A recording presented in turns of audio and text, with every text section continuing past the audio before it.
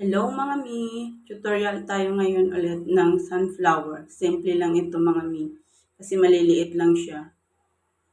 Una mga mi, kumuha lang ako dito ng fussy wire. Golden orange yung ginamit ko ditong fussy wire kasi ito naman talaga ang kulay ng ating sunflower. Tapos ginanito ko lang siya mga mi. Ganyan. Bali, apat na ganito ang gagawin natin mga mi.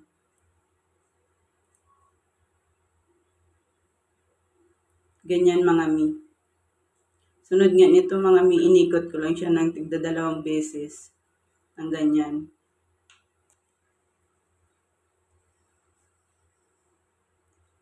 Maliit na sunflower nga lang yung ginawa ko mga mi. Simple lang to sa ginawa kong dating sunflower na malalaki.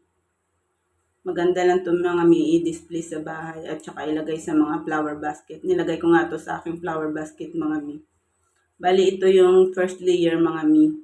Bali 2 ganito ang gagawin natin. Ito yung isa mga mi. Yan siya, ganyan ang gagawin natin.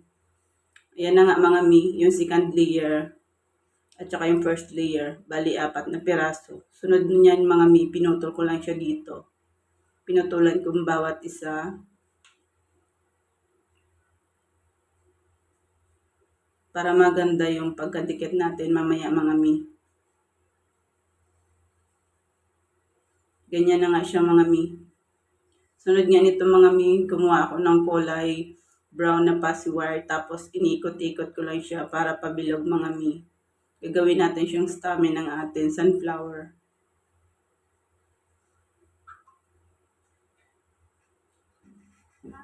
Yan, ganyan na siya mga mi ang itsura niya pag natapos na. Sunod nga nito mga mi, nilagyan ko na siya ng glue gun.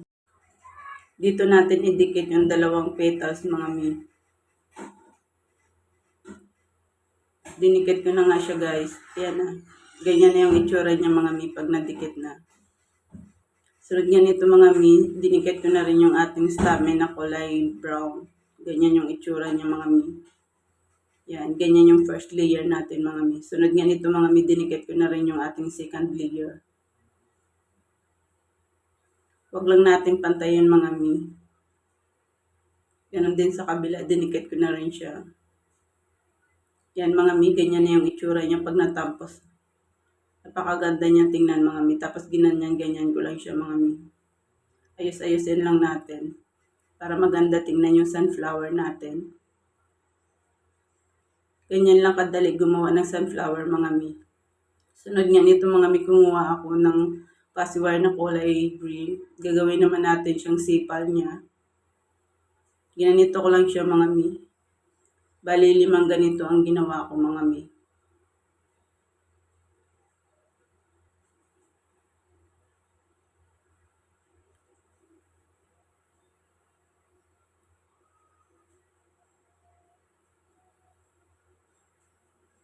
Ganyan mga mi.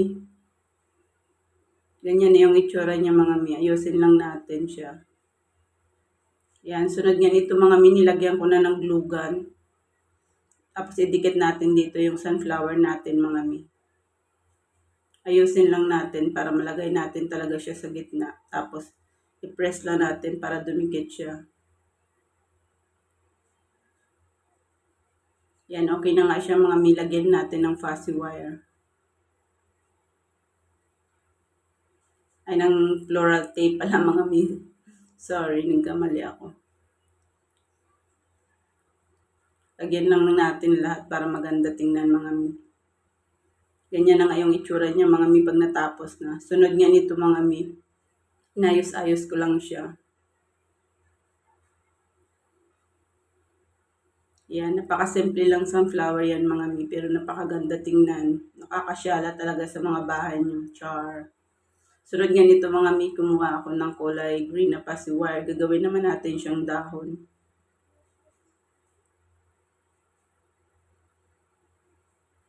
Napakadali lang nito mga mi gagawin ang sunflower natin. Kasi nga napakasimple lang siya at napakaliit lang.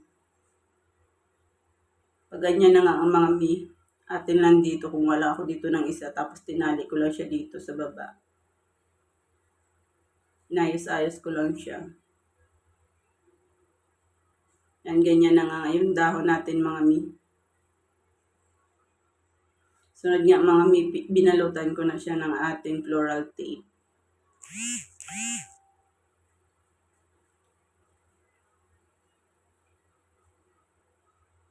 Madali lang to sundan mga mi. Madali lang siyang gawin. And ganyan na nga siya pag natapos na mga mi. Sobrang ganda niya talaga at nagustuhan ko talaga ang sunflower natin. Ganda niya talaga ilagay dito sa ating flower basket. Nilagyan ko nga lang yan dyan mga mi ng styrofoam. Diyan natin ilalagay sa ating flower basket. Pag nagustuhan nyo nga ang video natin mga mi, palike and share naman. Thank you for watching and see you in my next tutorial videos. Ganyan na yung itsura niya mga mi, nakakaganda, napakaganda talaga.